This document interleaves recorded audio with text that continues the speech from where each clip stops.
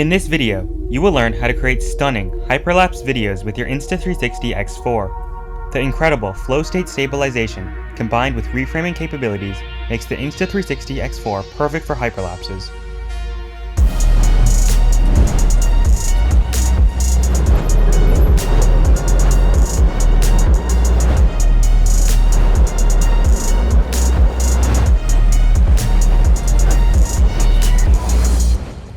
There's a lot of preparation that needs to be done before we start shooting hyperlapse content. First, let's discuss settings. Instead of using the time-lapse mode or time shift mode, I like to use the standard video mode. This allows us to fine-tune the speed of the video in post-production. Additionally, I seem to get better motion blur results using this method. Set your camera to 8K. This will give us the highest quality for reframing. Now that your settings are optimized, let's talk about planning. My favorite way to create hyperlapse videos is to film unique buildings, because they act as a great subject. However, you are not just limited to architecture. In this example, I shot a hyperlapse through a forest. And in this example, I shot one through a tunnel. In this tutorial, I will specifically talk about architecture hyperlapses, but they all use the same fundamentals. The first step is to find a unique building for your subject. I tend to shoot historic colleges, churches, or unique skyscrapers. Once you are at the scene, you want to look for potential runways. These are usually paths that you can follow and create smooth hyperlapse motion. In this example, I use a road that leads right up to my building of interest. And in this example, I use a walking path that runs parallel to my focal point. Alternatively, you can walk across an open lawn, but this makes it much harder to follow a linear path, leading to slight imperfections in the hyperlapse. Now that you have your subject and runway planned out, let's talk about filming. When filming the hyperlapse, it's extremely important to walk at a steady pace. It's easy to lose concentration and speed up or slow down throughout the shot, especially during longer hyperlapses.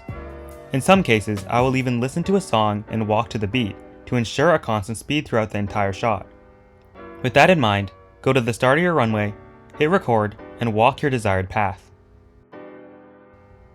The real magic of hyperlapses comes out through the post-production process. This is where we will speed up, reframe, and add motion blur to our shot. Before we do anything though, let's crop the video. Cut the video to its usable section. I clip the start and end because they're not actually part of the shot. Once that's done, we can speed up the video. The length of your runway will dictate the speed of your hyperlapse.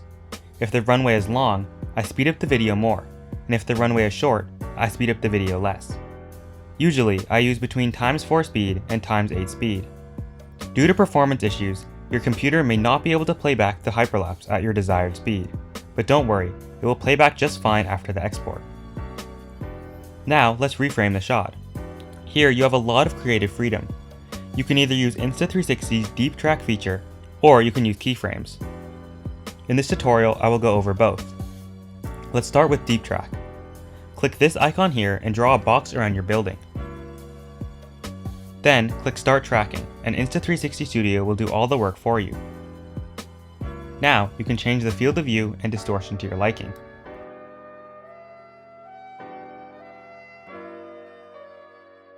If your subject is obstructed at any point in the video, Deep Track may struggle, but no worries, we can keyframe the video instead.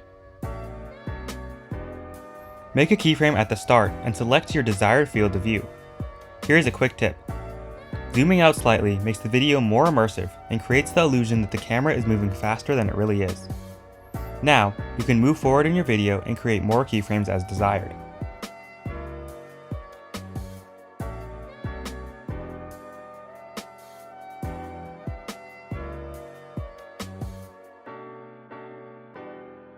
Try experimenting with the pan, tilt, and roll to create a dynamic hyperlapse video. The last step is to add motion blur. Don't forget this step as it makes your video much more realistic. Click on the small video icon on the side. Adjust the spread slider to 100 and the intensity slider to 100 as well. This maxes out the motion blur and creates a much stronger effect, which is optimal for hyperlapse videos. Now, you can export your video and amaze your viewers.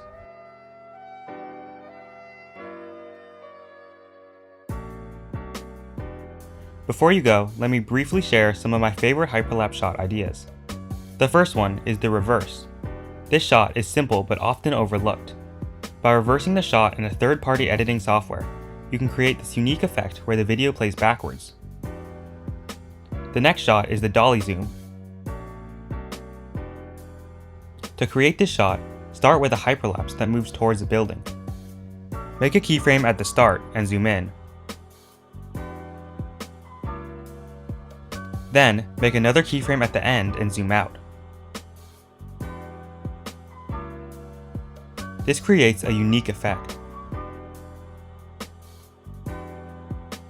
The last idea is the night lapse. This is just a hyperlapse video at night.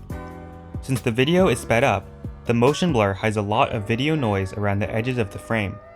This enables us to film in dark environments and still get good quality videos. The next time you find yourself near a unique building, try making a hyperlapse. The results are worth the effort every time.